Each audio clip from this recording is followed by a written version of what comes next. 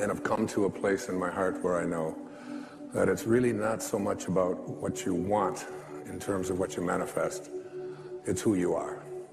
You manifest what you become as a human being.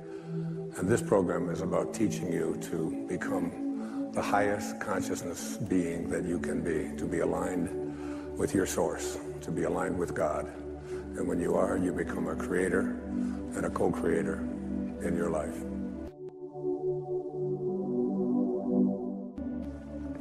I'd like to open this program with a poetic offering from Samuel Taylor Coleridge, who wrote The Rime of the Ancient Mariner. And he also wrote a poem that I used earlier in my life in one of my earlier books, Real Magic. Listen to the words and ask yourself if they really mean something to be true for you, if you really believe in what the poet is offering here. He says, what if you slept? And what if in your sleep you dreamed?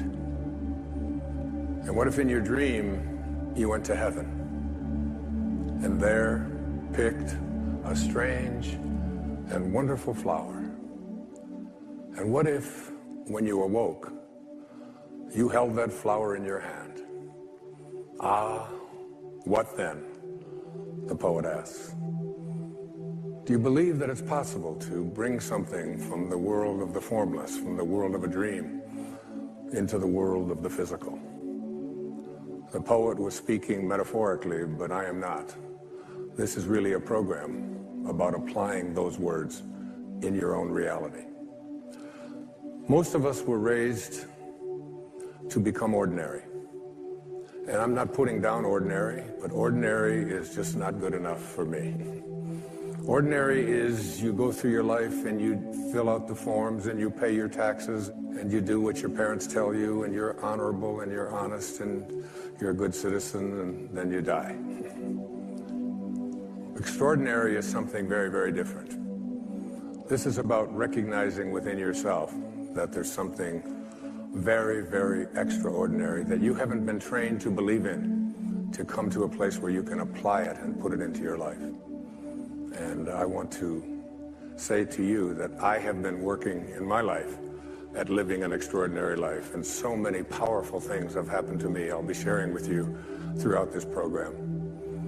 But more than that, you can go way beyond ordinary. You can go way beyond just being average. There's not an average person watching this show. There's not an average person in this room tonight. All of us are extraordinary. We just have to come to believe it. There was a friend of mine, her name was Portia Nelson. Portia passed away a few years back. She lived up in Seattle. And she was at a seminar, and they asked her to, and they asked everyone, to write on a 5x7 sheet of paper or card the 5 chapters of their life. They only wanted to give them 5x7 cards because they didn't want to get too wordy. And Portia Nelson sat down and wrote these words about the 5 chapters of her life. And I thought I would share them here with you. They're so beautiful. She said, chapter 1 of my life. I walk down the street. There's a deep hole in the sidewalk. I fall in. I'm lost. I'm helpless. It isn't my fault. And it takes forever to find a way out. Chapter 2 of my life. I walk down the same street. There's a deep hole in the sidewalk. I pretend I don't see it. I fall in again. I can't believe I'm in the same place. It isn't my fault. And it still takes a long time to get out. Chapter 3 of my life. I walk down the same street. There's a deep hole in the sidewalk. I see it there. I still fall in. It's a habit. My eyes are open. I know where I am. It's my own fault. And I get out immediately. Chapter 4 of my life. I walk down the same street. There's a deep hole in the sidewalk. I walk around it. Chapter 5 of my life. I walk down. Walking down another street means leaving behind ordinary. And when I use the word ordinary, it has deep and profound meanings to me. Ordinary just simply isn't enough. Ordinary is when you want to become average and to fit in. But to get to extraordinary, what you do is you have to consult the invisible place within yourself. And this is called your soul. And your soul, well, I jotted down a few words about the soul based on a lecture I heard from a great teacher of mine who lived in Bulgaria. He was an initiatic science teacher. And his lecture was very profound. And I wrote these words after listening to one of his recorded lectures. He said, the ideal of the soul, the thing it asks for, is neither knowledge, nor light, nor happiness. The ideal of the soul is space, immensity. The one thing your soul needs is to be free. Free to expand and reach out and to embrace the infinite. Yes, the ideal of the soul is infinity. It is miserable when it is circumscribed and restricted. It is a fragment of the universal soul, which is infinite. That's what I speak about here in this program. The need to move beyond just fitting in. The need to move past being circumscribed. The soul does not like when you get fenced in, when it is told what to do, when it's told it has limitations, when it's told it can't become that. And so many of us go through our life with these enormous limitations that we've placed upon ourselves that have been handed to us from the time that we were little boys and little girls. If you look on the screen, you'll see something that is very important and powerful to me. I was swimming not too long ago up in Minneapolis. I went to see my daughter, Tracy, and up and down I would swim the pool, and every time I would look up, I would see this written on the wall. And I thought, as I was preparing to do this program, this is just so important and significant. If you would like to accomplish something, you must first expect it of yourself. And my question to you is, what do you expect of yourself? Do you expect to be able to perform miracles, to attract into your life the kind of prosperity that you are entitled to? Do you expect that you can manifest the kind of relationships that you would like?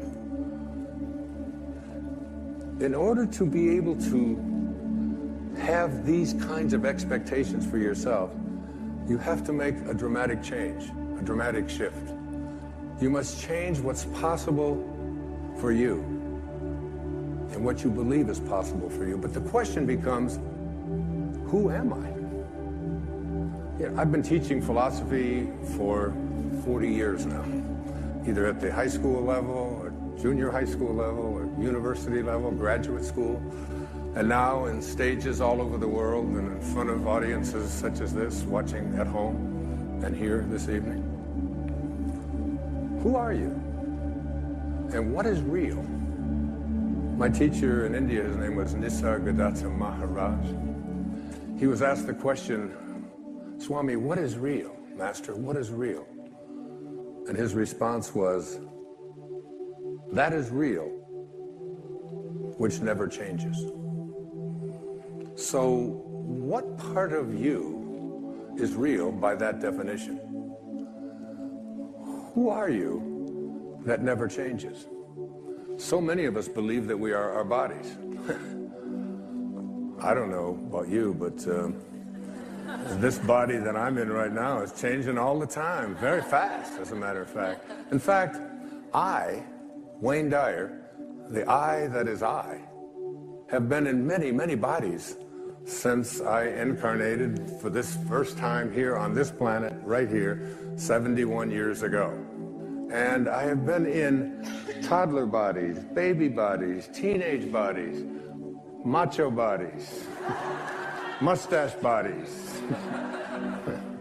endless bodies I have been in with my little ones and my 8 children. And the fact of it is that when you think about it, when I was in the 20-year-old body that I was in, I really thought it was real. Didn't you? I mean, even the body that you and all of you look at your body and think, well, let's see, I was in a 20-year-old body, and is it real? Was it real? Well, you believe that it was real, but I've been looking for that 20-year-old body for 50 years now.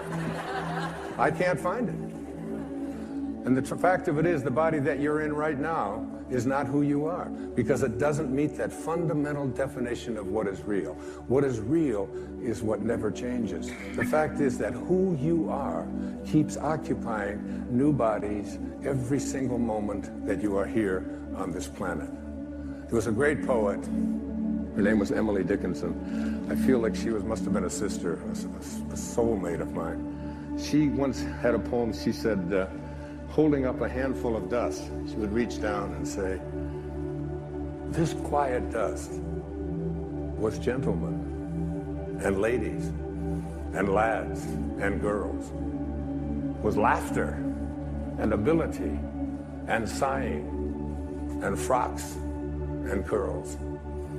This passive place, a summer's nimble mansion where bloom and bees fulfilled their oriental circuit, then ceased, like these. That's who all of us are if we identify ourselves with our body. The fact is that everything in this physical universe doesn't meet the definition of what is real. Who you are is that soul that I spoke about a few moments ago. That soul that says, I want to expand. I want to be free. I want to go to a place where I understand that who I am is birthless, deathless, changeless, and live from that place. Because what this involves fundamentally is reprogramming yourself from the belief system that has been your ego.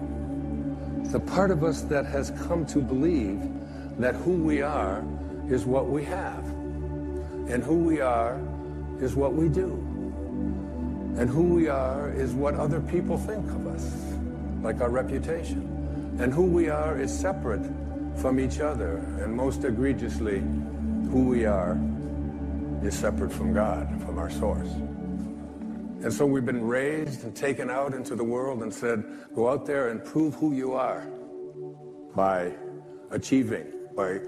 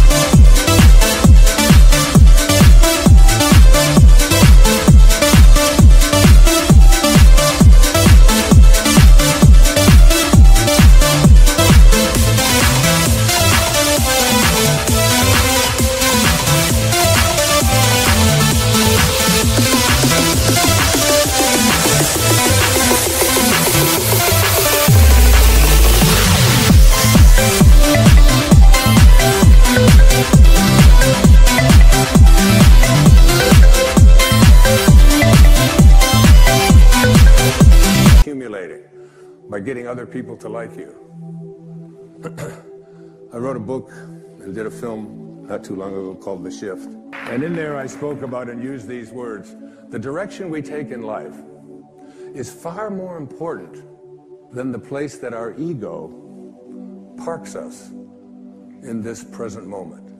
That who we are is this divine, infinite being that keeps occupying new bodies endlessly until we leave this body and then move on.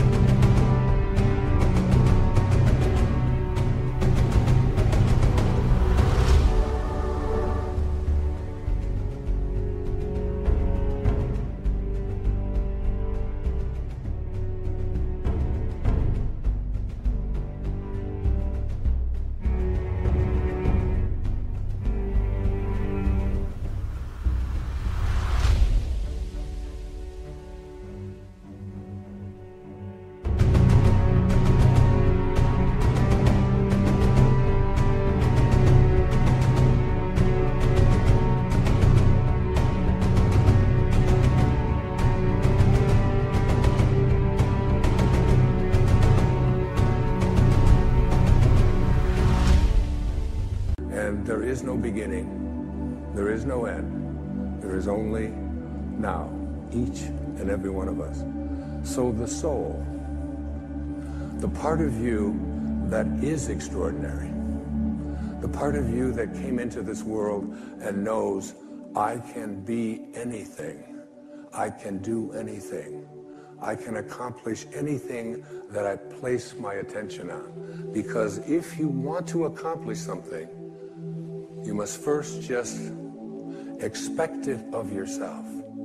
And this means changing around the expectations that you've been conditioned to believe are your dharma or are your destiny. I am limited. I am not entitled to prosperity. I am unable to deal with my physical ailments. I need something else. I need to take pills in order to do it. I need to have somebody else do it for me. That within each and every one of us, there's this marvelous knowing that is really and truly God ourselves, each and every one of us.